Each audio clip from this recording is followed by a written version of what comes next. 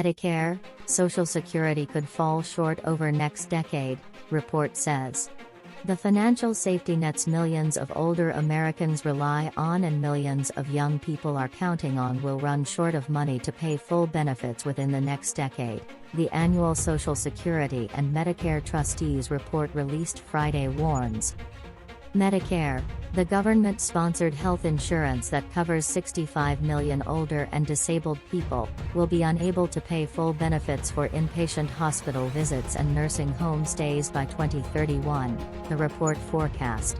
And just 2 years later, Social Security won't have enough cash on hand to pay out full benefits to its 66 million retirees. The report is another prod for politicians to address the fragile financial state of the social programs, which are only expected to get more expensive in the coming years as more Americans age into eligibility for them. The trustees continue to recommend that Congress address the projected trust fund shortfalls in a timely fashion to phase in necessary changes gradually, said Kilolo Kijakazi, acting Commissioner of Social Security. Friday's report is a mix of good and bad news. The forecasted go-broke date for Medicare was moved back 3 years. Last year's report predicted the government wouldn't have enough money to start paying those benefits in 2028. But the date for Social Security's trust was moved up 1 year earlier. On its current track, Medicare would be able to cover only 89% of costs for patients' hospital visits, nursing home stays and home health care starting in 2031. Social Security, meanwhile, will be able to cover only 77% of benefits starting in 2033. Social Security's Disability Trust Fund is in much better shape. It's not expected to be depleted within the next 75 years. The future of Social Security and Medicare has become a top political talking point as President Joe Biden heads into his expected 2024 re-election campaign. Biden, a Democrat, has vowed to rebuff any Republican-led efforts to cut Medicare or Social Security benefits to brace for the shortfall.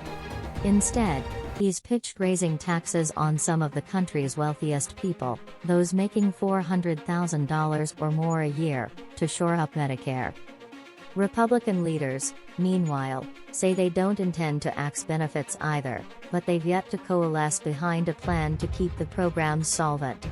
Last year, however, members of the House Republican Study Committee proposed raising the age at which someone could qualify for Social Security and Medicare.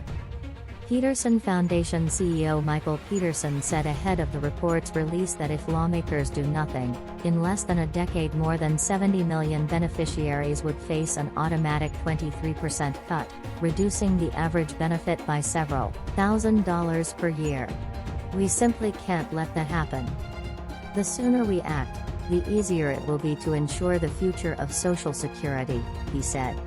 Lawmakers shouldn't take anything off the table, and the good news is there are plenty of reasonable options on both the revenue and spending side of the ledger to implement fair, gradual and common-sense reforms.